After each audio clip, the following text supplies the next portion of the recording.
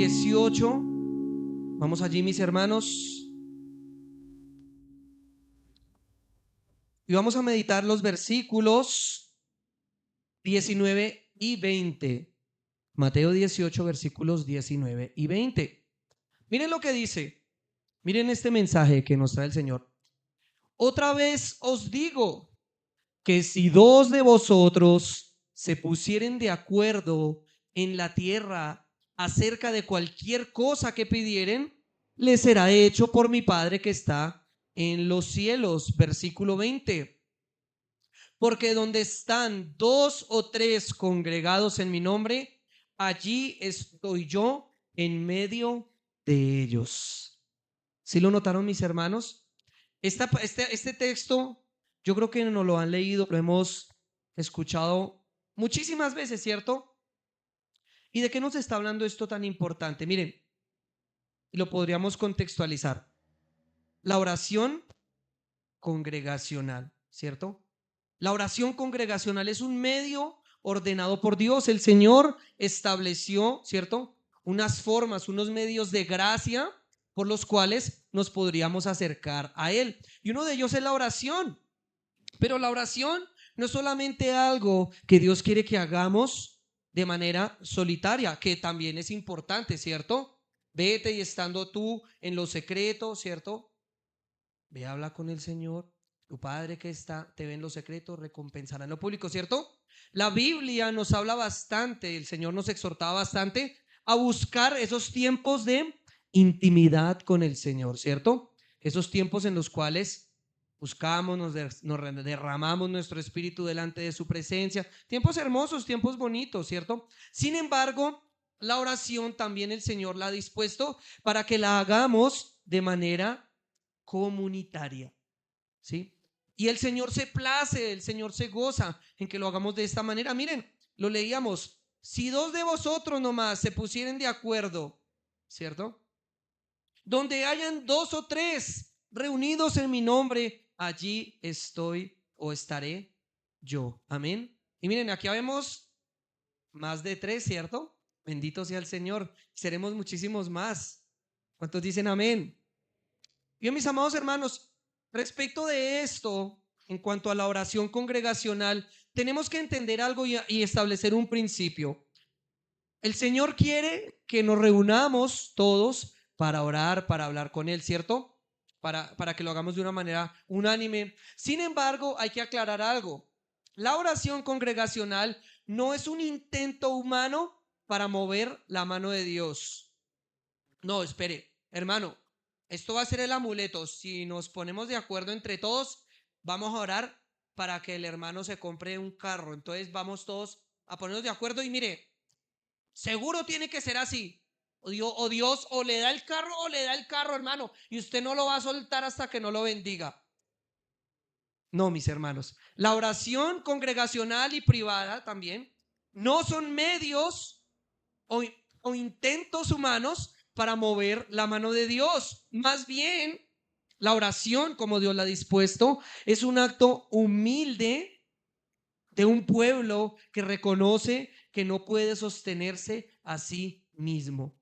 Si estamos hoy reunidos acá, y es el propósito por el cual lo debemos hacer, es para reconocer que no podemos sostenernos a nosotros mismos. Hermanos, miren, y aquí hay algo paradójico, y yo no los quiero desanimar porque realmente el propósito es que tengamos la intención correcta para acercarnos a Dios en medio de nuestras oraciones, ¿sí? Dieguito decía ahorita, acerquémonos para dar gracias, acerquémonos también para pedir a nuestro Señor, ¿cierto? Sin embargo, hay que tener este principio claro, porque es Dios. Y es que a veces, ¿saben cuál es el problema? Que humanizamos a Dios, ¿cierto? Humanizamos a Dios y endiosamos al hombre. Y ahí está el problema, ¿sí? Ah, no, qué pena, pero yo tengo derecho de reclamarle a Dios. Y vamos a reunirnos acá en esta iglesia y vamos a decretar y vamos a reclamarle esa bendición a Dios. Hermano, reclámale tu sanidad, reclámale lo que le has, porque Dios te lo ha prometido. ¿Cuándo Dios ha prometido? No, es que tiene que darle sí o sí. No, mis amados hermanos, La oración congregacional tiene que ser con un sentido humilde, reconociendo que no nos podemos sostener a nosotros mismos. Hermanos, Dios no necesita nuestras oraciones. Es una verdad y hay que decirla, ¿cierto? Poner a Dios en el lugar de Dios.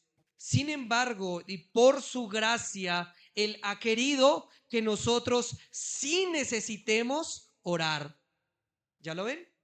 Dios no necesita nuestras oraciones, pero nosotros sí necesitamos orar. Es indispensable para la vida del cristiano que busque la presencia de Dios. Es indispensable, es algo vital, es algo fundamental, mis hermanos. Ustedes necesitan comer todos los días, ¿cierto? Hermano, yo ya son las 2 de la tarde y ya la barriga me está, mejor dicho, sonando como un camión. Tanto así, mis hermanos, es nuestra vida espiritual. Nuestra alma, nuestro ser interior necesita alimentarse. Es fundamental. Y el Señor ha dispuesto la oración para que vayamos y pongamos nuestras manos espirituales delante de Él y recibamos ese alimento que necesitamos. Amén. Miren lo fundamental, lo indispensable. Nosotros sí necesitamos orar. Otro punto importante. Orar juntos tampoco vamos a determinar que eso va a cambiar a Dios. Hoy en día se está popularizando mucho un concepto y es que nosotros como si pudiésemos activar algo. Y eso hace parte de las filosofías y la metafísica que se ha introducido dentro de la iglesia.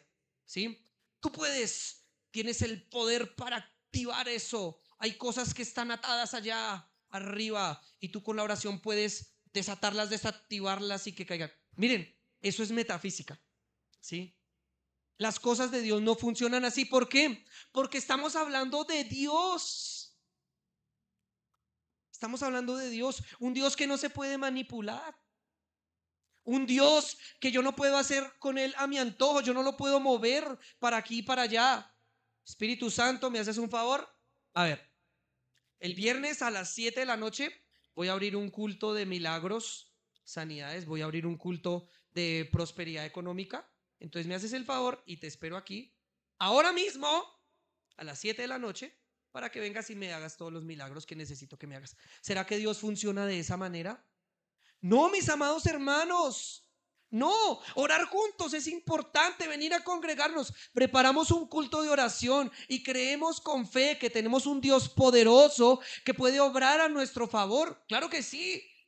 El domingo había una hermana aquí parada testificando y hablando de lo que el Señor había hecho. Dios obra milagros, claro que sí.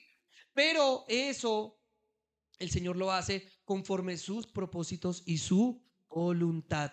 No podemos torcer el brazo a Dios, ¿cierto? Pero no por eso, no, entonces, pero yo para qué voy a la iglesia a orar. Yo, no, miren, lo repito, es hacer este acto, es venir a reconocer que necesitamos del Señor, amén. Que sin Él no podemos hacer nada, que Él tiene las respuestas, Él tiene las soluciones, Él tiene también bendiciones para nosotros, sí, claro que sí, pero lo debemos hacer con humildad. Orar juntos no cambia a Dios, pero sí nos cambia a nosotros. ¿Por qué? Porque nos ordena, nos alinea con Dios y nos hace depender de nuestro Señor. ¿Sí ven? ¿Quiénes somos los necesitados de venir a buscar al Señor? Nosotros mismos, ¿cierto? Ahora el Señor está dispuesto para escucharnos. Es un Padre amoroso, un Padre lleno de misericordia. Es un Padre que es, como dice la Escritura, ¿qué papá, si su hijo le pide un pescado, le va a dar una culebra? Ninguno, ¿cierto? Ninguno. A menos de que el papá sea maldadoso. Sí, puede ser. ¿Y qué papá? Si su hijo le pide un pan, le da una piedra. Ninguno, ¿cierto? ¿Cuánto más nuestro Padre que está en los cielos hará con cada uno de nosotros? Y esa es la fe con la que nos tenemos que acercar a nosotros. Cuando nos reunamos dos o tres. Pero miren este fundamento. Y aquí vamos a nuestro primer punto de esta reflexión. La unidad en la oración refleja sumisión a la voluntad de Dios. Miren la primera parte lo que dice. Si dos de vosotros se pusieran ¿qué? ¿Se pusieran qué, mis hermanos? De acuerdo. La unidad, mis amados hermanos, verdadera en este sentido no sería pensar igual, sino rendir nuestra voluntad juntos delante de Dios. Hermanos, es importante que tengamos el mismo sentir en medio de nuestras oraciones. Si no, vamos a resultar como la iglesia de Corinto, uno gritando, otros brincando, otros haciendo un tipo de cosas. ¿Qué decía Pablo? Esperen, háganlo por uno, calmaditos, ¿sí? Miren, mis amados hermanos, la unidad debe verse reflejada en eso, en cómo rendimos nuestra voluntad delante de Dios. Y miremos un ejemplo, Hechos capítulo 1, versículo 14 de esto. Y todos perseveraban ¿qué? Unánimes. Todos, ¿sí lo ven? La oración congregacional es fundamental para el creyente, para cada uno, ¿cierto? Y todos perseveraban unánimes. ¿En qué? En oración. ¿Y en qué más? Y ruego con las mujeres y con María, la madre de Jesús, y con sus hermanos. Mis hermanos, miren, estaban unidos en ese contexto porque estaban esperando algo que Dios ya había prometido. Aquí no los encontramos y estaban todos unánimes y apurados, ¿no es cierto? Y estaban todos unánimes y exigiendo los decretos. ¿Cierto que tampoco lo dice? Estaban perseverando, confiando en el Señor. Mis amados hermanos, la unidad más profunda de la iglesia se consolida no tanto en lo que sentimos, sino en lo que creemos de Dios. Cuando una iglesia, mis hermanos, se une en oración, de verdad está diciendo: Señor, no venimos a imponer nuestra agenda, sino venimos a rendirnos delante de ti. Y ese debe ser el principio de unidad de la congregación. Por eso es fundamental que cuando nos reunamos tengamos un mismo sentir. ¿A qué vienes tú a la iglesia? ¿A qué vienes? A ser lleno del Señor, a aprender de su palabra, a poder tener esa coinonía con los hermanos los unos con los otros. ¿A qué venimos a la iglesia? ¿O venimos con un propósito personal, egoísta? ¿Vengo a que Dios me haga tal cosa? No, mis amados hermanos. ¿Cuántas veces hemos orado, pero en el fondo queremos que Dios haga exactamente lo que nosotros pensamos y queremos que haga, ¿cierto? Señor, yo te voy a pedir esto. Yo te voy a pedir esto. Que se haga tu voluntad, sí, sí, sí, que se haga tu voluntad. Pero por dentro uno, ¿qué está pensando muchas veces? ¿Qué quiere uno? Que se haga lo que uno quiera. La muchacha, la señorita: Señor, yo voy a orar por ese varón de la iglesia. Yo te lo pongo en tus manos para que sea mi esposo. Señor, tócalo, Señor, para que él me mire cuando yo vaya y llegue a la iglesia y me vea más bonita. Y resulta que de repente ese no es el varón que el Señor tiene para la señorita. ¿Se dan de cuenta? Y ella poniendo su agenda, poniendo lo que ella quiere, pero que no es lo que el Señor realmente quiere. Amén. Miren, mis amados hermanos, qué fundamental que como iglesia rindamos todas nuestras peticiones delante del Señor conforme a su voluntad. Y voy a poner otro ejemplo que puede ser un poco más complicado. ¿Cuántas veces hemos orado por hermanitos unánimemente, creyendo? Porque cuando oremos hay que hacerlo creyendo, ¿cierto? Y pedimos que el Señor les sane de X o Y enfermedad, pero de repente no pasa nada y de repente el Señor se lo lleva con esa enfermedad. ¿Qué pasa en ese contexto? ¿Qué nos está diciendo el Señor? Pues que la voluntad perfecta es de parte del Señor. Tal vez lo mejor para esa persona era eso, Tal vez el Señor le permitió esa enfermedad, ¿cierto? Para que esa persona se volviera a sus caminos, para que esa persona perseverara en Él, ¿verdad? Y nosotros, Señor, te reclamo esa sanidad, ya, ya, ya, ya, fuego, caiga del cielo y quémele esa enfermedad. Y el Señor no era tal vez su voluntad, ¿cierto? Tal vez no era lo que el Señor quería. ¿Mm? Tal vez el Señor había dispuesto llamarle a su gloria a través de esto. Amén. ¿Ven la diferencia? Cuando oramos, mis amados hermanos, y lo hagamos unánimemente, tenemos que tener este concepto claro. Señor, que sea tu voluntad perfecta. Porque para los que amamos a Dios, todas las cosas nos ayudan para bien. Y esto es a los que conforme a su propósito hemos sido llamados. ¿Sí ven? Dice su propósito, no mi propósito. Hermanos, es importante hoy en día, hay que hablar de estos temas, porque tal vez el tema de la oración se ha convertido en un concepto antropocéntrico, pero nosotros no tenemos que mirar las cosas que pasan dentro de nuestra cosmovisión y nuestra perspectiva, sino tenemos que hacerlo desde la perspectiva de Dios. ¿Qué pasaría si yo a mi hija de 2 años, todo lo que ella me diga, yo se lo doy? Ay, no. Todos los días en la casa almorzaríamos gomitas, como ella dice, chuches, todo el tiempo, chuches, chuches.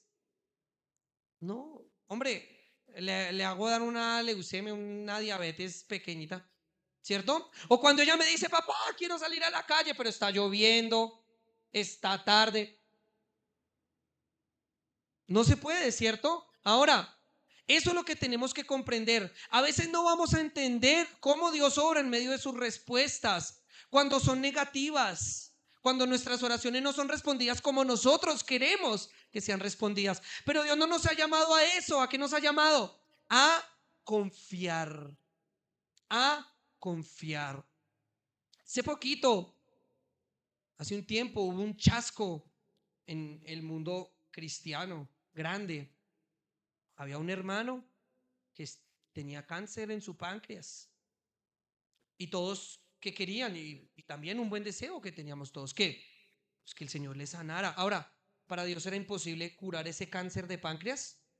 No, hermanos, eso desmenuzadito en un momentico. Y hubo una muchacha que se paró delante de un poco de gente y le dijo, y miren, una oración congregacional, una oración entre todos. Y ella se paró al frente y dirigió y dijo, Señor, ¿me lo sanas o me lo sanas? Y no te voy a aceptar un no como respuesta. No te lo permito. Él me lo sanas, hemos dicho ya, insofacto. ¿Qué pasó? 3 doritos después, el querido hermano murió. El querido hermano murió, falleció. Miren, tristemente. ¿Por qué? Porque el propósito del Señor era, pues a través de esa complicación médica, pues llamarlo a su gloria, ¿cierto? ¿Y quiénes somos nosotros para oponernos a la voluntad de Dios? Ahora, si los hermanos que oraron, los que lo hicieron de manera correcta, con humildad, ¿cierto? Por ese hermano, y lo hicieron con fe, estuvo mal, no, perfecto. Es el llamado a pedir al Señor con fe, pero la fe también consiste primeramente en que Dios es poderoso para obrar cualquier circunstancia, ¿cierto? Pero también sus propósitos, sus planes y sus pensamientos son más grandes que lo que yo pueda pensar. Amén. ¿Cuántos dicen amén? La unidad verdadera, mis hermanos, es así, duele al orgullo, porque implica soltar el control, pero ahí, justo ahí, es donde comienza la verdadera paz para el cristiano. ¿Por qué? Porque el alma descansa cuando deja de pelear contra Dios. Hermanos, tenemos que aprender a eso, a depender del Señor, a soltar. Hoy, mis hermanos, en esta reflexión, el Señor no nos llama solamente a orar y hacerlo de manera comunitaria, que es indispensable, que es importante. Él nos llama a confiar delante de Él, a rendirnos delante de Él, a sus propósitos, a su voluntad y saber que todo lo que Él obre será para nuestro bien. Amén. Para sus propósitos, para su gloria. Un segundo punto. Dios responde según su voluntad y no según nuestra presión. ¿Y qué dice el versículo, Dieguito? Pon el texto, por favor. Mateo 18, 19. ¿Qué dice? Vámonos siguiendo. El 18.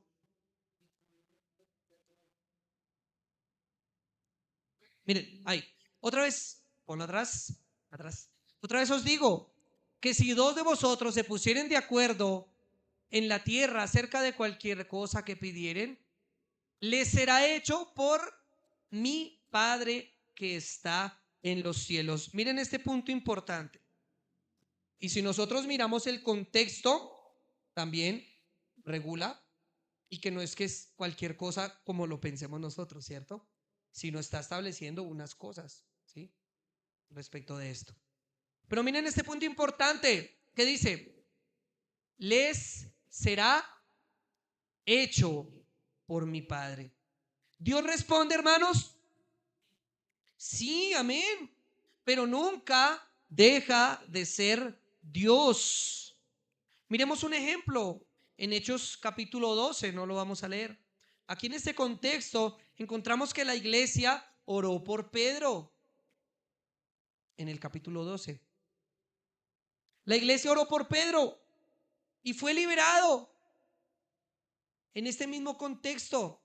Pero también en ese mismo orden, la iglesia oró por Jacobo. Dieguito, pasa el versículo 1.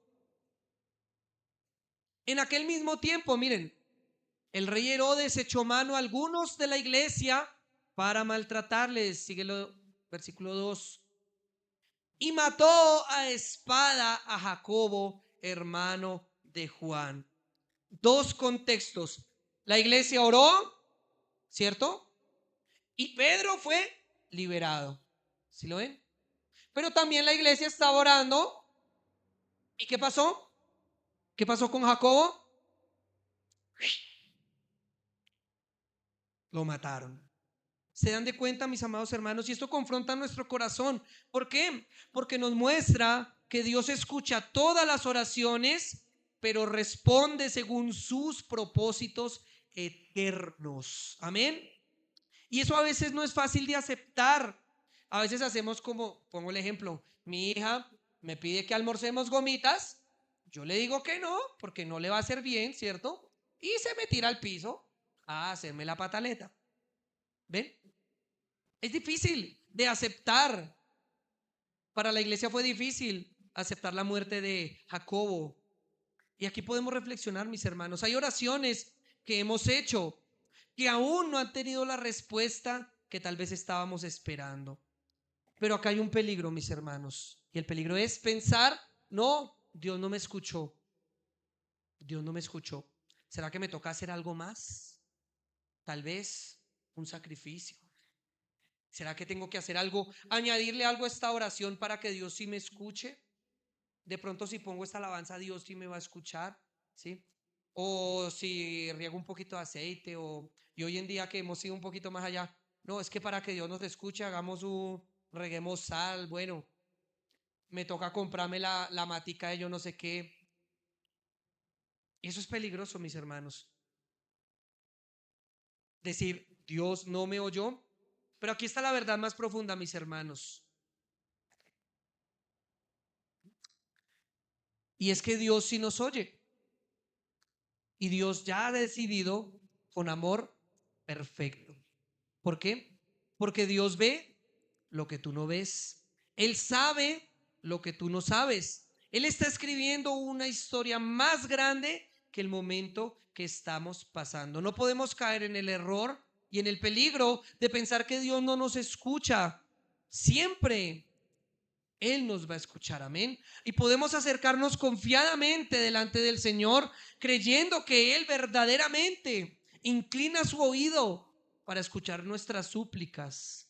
Sin embargo, no miremos la respuesta, miremos ese Dios grande que sus pensamientos son más grandes, que sabe cosas que nosotros no sabemos. A veces, mis amados hermanos, la mayor muestra de amor de Dios no es darte lo que pides, sino sostenerte mientras esperas. Amén. ¿Cuántos dan gloria a Dios? Esa es la mayor muestra del amor del Señor.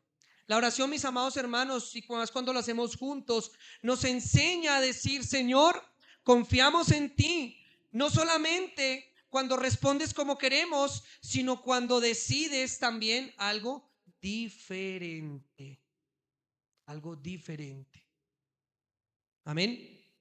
Un tercer aspecto, mis hermanos: la presencia de Dios en medio de su pueblo es real y suficiente. Ya vimos dos aspectos. El primero, ¿cuál fue? Que la unidad en la oración refleja sumisión, ¿cierto? La unidad en la oración refleja sumisión a la voluntad de Dios. Así deben ser nuestras oraciones. Vimos también, segundo aspecto, Dios responde según su voluntad y no según nuestra presión. Y esto no lo digo para desanimarlos, yo los digo para poner los piecitos en la tierra, ¿cierto? Porque ha pasado muchas veces. Todos los que vengan acá, Dios los va a sanar. Y es hermoso y hay que creerlo. Yo insisto en eso, ¿no? Nunca hay que dudar del poder de Dios. Amén. Pero llegan muchas personas que el propósito de Dios tal vez no era sanarlos, o de pronto no en ese momento, de pronto más adelante. Y estas personas se frustran. Ay, yo no voy a volver por allá. Esos son unos mentirosos, esos pastores. Yo llegué con una pata cortica y me salí con la otra pata más cortica. ¿Ven? Yo le pedí esto a Dios y no me respondió. Yo fui allá y cumplí. Llevé la ofrenda que me dijeron que llevara. Me dijeron: pasen al frente todos los que van a echar el de 50,000. Y todos los que crean eso y sellen la promesa, Dios los va a bendecir. Y yo fui, eché el billete de 50, el más bonito. Y no pasó nada. Dios no existe. Dios no es real. Hermanos, tengamos cuidado con este tipo de cosas. Y seamos conscientes, no nos cansemos de orar. Orad sin cesar. Velad y orad en todo tiempo. Miren, no podemos parar de hacer esto, pero siempre debemos hacerlo, repito, insisto, confiando en el poder de Dios, pero también confiando en su plena voluntad. Cuando mi hija me dice a mí que en el almuerzo le dé las gomitas, es porque ella sabe que yo tengo la plata para las gomitas, ¿cierto? Pero también cuando yo le digo: no te voy a comprar eso, ¿cierto? Porque te vas a empalagar. Después me malcría y ya quiere solo gomita, ya no quiere almorzar, ¿cierto? Ella va a entender y va a decir: ah, no, sí, papá tiene razón, ¿cierto? Miren, ese es el aspecto de la confianza. Y rápidamente, nuestro tercer aspecto: la presencia de Dios en medio de su pueblo es real y suficiente. Miren, versículo 20, Dieguito. Miren, porque donde están dos o tres congregados en mi nombre, ¿qué pasará? Ahí estoy yo en medio de ellos. ¿Cuántos creen que el Señor está en este lugar? Que nos está escuchando, que nos está viendo, que está escuchando lo que está saliendo de esta boca. Miren, miren lo delicado. Porque donde estén dos o tres congregados en mi nombre, allí estoy yo en medio de ellos. La mayor bendición de la oración, mis hermanos, aquí queda claro, no es la respuesta. Miren, hermanos, pónganme cuidado lo que les estoy diciendo. La mayor bendición de la oración no es la respuesta. ¿Saben cuál es? La presencia de Dios. Esa es la mayor bendición que tienen los que que tenemos los que nos congregamos, que Él ha prometido estar en medio de nosotros. Amén. Y ponemos un ejemplo. Hechos capítulo 24. Hechos capítulo 4, disculpen. Hechos capítulo 4, versículos 24 al 31. Pónganle cuidado, vamos ahí.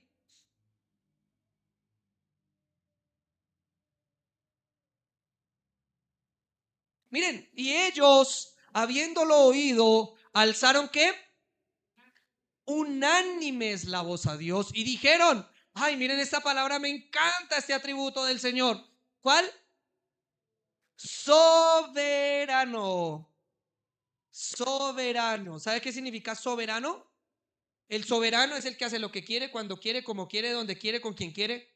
Eso es soberanía, ¿cierto? Él tiene el control absoluto. Miren, alzaron unánime la voz y dijeron: soberano Señor, tú eres el Dios que hiciste el cielo y la tierra, el mar y todo lo que en ellos hay. Verso 25. Que por boca de David tu siervo dijiste: ¿por qué se amotinan las gentes y los pueblos piensan cosas vanas? Se reunieron los reyes de la tierra y los príncipes se juntaron en uno contra el Señor y contra su Cristo, porque verdaderamente se unieron en esta ciudad contra tu santo Hijo Jesús, a quien ungiste. Herodes y Poncio Pilato con los gentiles y el pueblo de Israel. Miren esa oración bíblica: para hacer cuanto tu mano y tu consejo habían antes determinado que sucediera. Tremenda oración. Sigue, Dieguito. Y ahora, Señor, mira sus amenazas. Ay, miren esa oración de la iglesia primitiva. Soberano Señor, unánimes a una sola voz. Una oración bíblica confiando en el Señor y entendiendo ese contexto. Ahora, Señor, mira sus amenazas. El anterior, Dieguito. Y concede a tus siervos que con todo denuedo hablen tu palabra. Versículo 30. Mientras extiendes tu mano para que se hagan sanidades y señales y prodigios mediante el nombre de tu santo Hijo Jesús. Verso 31. Cuando hubieron orado, el lugar en que estaban congregados tembló y todos fueron llenos del Espíritu Santo y hablaban con denuedo la palabra de Dios. Miren qué tremenda oración, hermosa, poderosa. Esta iglesia primitiva oró. Sin embargo, en ese contexto, Dios no quitó la persecución. Ellos estaban orando, ¿cierto? Por ese contexto. Sin embargo, Dios no quitó la persecución, pero les dio algo más precioso y algo mejor: valentía, firmeza y la llenura del Espíritu Santo. Eso es más poderoso y más valioso, ¿se dan de cuenta? Eso es más hermoso que cualquier petición contestada, que es hermoso y que es glorioso y que es maravilloso y que hemos dado testimonio de la obra del Señor, de su misericordia, ¿cierto? Pero lo más precioso en medio de la oración y cuando el pueblo se congrega a presentarse delante de la presencia del Señor es su presencia, la llenura del Espíritu Santo, y que nos permite hablar con denuedo su palabra. ¿Cuántos dan gloria al Señor? Hermanos, Dios no siempre cambia el entorno, pero siempre obra en el corazón de su pueblo, y a eso es a lo que llamamos gracia. A Dios no le importan las circunstancias. El Señor no le importan los contextos. Amén. El Señor, como lo dije, no siempre cambia ese contexto, ese entorno, pero siempre obra en el corazón de su pueblo. Eso es lo que más quiere el Señor. Y si el Señor tiene que utilizar cualquier circunstancia para que vayamos a Él, lo hará. Él lo hará. En ese contexto, utilizó la persecución de la iglesia para poderles hacer entender sus propósitos soberanos y para poderles hacer entender sus planes. ¿Saben por qué, mis hermanos, todo esto? Porque una vida transformada vale más que una circunstancia cómoda. Uy, hermano, echémonos pomada. Una vida transformada vale más que una circunstancia cómoda. ¿De qué nos serviría a nosotros tener la respuesta, la sanidad, el milagro? Que sí, Dios lo obra, no vamos a dudar de ello, ¿cierto? ¿De qué nos serviría que Dios respondiera a nuestras oraciones positivamente si no hay transformación en nuestro corazón? De nada, ¿cierto? De nada. Tal vez, mis hermanos, muchas veces llegamos a la iglesia cargados, llegamos con preguntas, con luchas, ¿cierto? Llegamos con cansancio. Y hay algo interesante en esto. Tal vez Dios no quita todo de inmediato, Pero lo que sí podemos asegurar, mis hermanos, es que salimos con su presencia, ¿cierto? Y el Señor siempre nos va a capacitar para seguir adelante. Esa es su promesa. Él siempre va a estar con nosotros todos los días hasta el fin del mundo. Y eso es lo que más tenemos que valorar. Lo que más te debe motivar a buscar la presencia de Dios, lo que más te debe motivar para venir a congregarte y estar en oración, es eso. Disfrutar de la presencia del Señor, no buscar las respuestas inmediatas, sino saber que Dios está contigo. Hermano, el dolor no te podrá destruir. La prueba no te va a definir. La incertidumbre no te va a gobernar. No midamos, hermanos, este culto por lo que sentimos, sino midámoslo por la verdad que Dios está estableciendo. Y si Dios ha estado en este lugar, amén.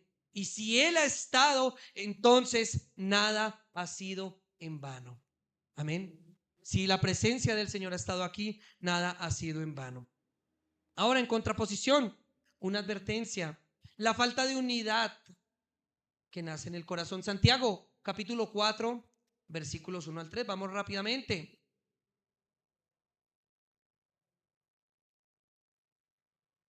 Miren esto, mis amados hermanos. Santiago capítulo 4, versículos 1 al 3. ¿Qué dice? ¿De dónde vienen las guerras y los pleitos entre vosotros? ¿No es de vuestras pasiones las cuales combaten en vuestros miembros? Verso 2. Codiciáis y no tenéis, matáis y ardéis de envidia y no podéis ¿qué? Alcanzar. Combatís y lucháis, pero no tenéis lo que deseáis porque no pedís. Y el versículo 3, pedís y no recibís porque pedís mal. ¿Para qué? Para gastar en vuestros deleites. El problema, mis amados hermanos, y aquí viene algo importante, no siempre es la oración. El problema es el corazón con el que oramos. Tal vez cuando oramos hay orgullo en nuestro corazón. Uy, Señor, ojalá esa señora que me cae mal le vaya bien mal también. Uy, Señor, ese jefe que me la tiene trepada, Señor, ilumínalo o elimínalo. Pedimos y no tenemos porque pedimos para nuestros propios deleites. Señor, dame el carrito. Yo quiero ese carrito, Señor. Si tú me das el carrito, yo voy a llevar a todos los hermanos a la iglesia y voy a llevar a las viejitas que no pueden ir, las voy a llevar ahí. El Señor le da el carrito. ¿Y qué encontramos? Puras fotos allá en Melgar, en Chinauta, ya soleándose, comiendo cholao. Y en la iglesia, ni noticias. Miren, mis amados hermanos, el problema muchas veces también de por qué pedimos y no recibimos es porque pedimos mal. Tenemos que examinar nuestro corazón y la intención con la cual lo hacemos. Amén. No podemos orar juntos, mis hermanos, si vivimos divididos por dentro. La unidad, hermanos, no comienza en la boca, comienza con los corazones humillados delante de Dios. Y como conclusión, Dios nos ha dado la oración congregacional, amén. No solo la oración privada, que es fundamental, importante, pero también no podemos descuidar la oración congregacional. Y estamos empezando a hacer esto hermoso de tener peticiones, acciones de gracias. Tenemos 2 cofres allí de peticiones. Hemos orado y hemos clamado al Señor por sanidades de los hermanos, por trabajos. Hemos orado por tantas cosas y el Señor ha orado a favor, ¿cierto? Qué hermoso, qué bendición. El Señor nos ha dado la oración congregacional, pero esto, mis hermanos, no es un método. Este es un lugar de encuentro con Dios. La oración debemos tenerla presente en esto. Es un lugar de encuentro con Dios, un lugar en donde nos rendimos, un lugar en donde confiamos, un lugar en donde descansamos delante del Señor. Un lugar en donde no venimos a exigir respuestas, sino venimos a rendirnos. Venimos a confiar en el Señor. Cuando entendemos y cuando no entendemos lo que está pasando. y que esa sea nuestra oración. El Señor nos haga una iglesia unida, una iglesia no solo en palabras, sino una iglesia con un corazón que descansa en su voluntad. Y que al salir de acá, mis amados hermanos, tal vez no salgamos con todas las respuestas, pero sí con una confianza más profunda delante de nuestro Señor. ¿Cuántos le dan gloria al Señor?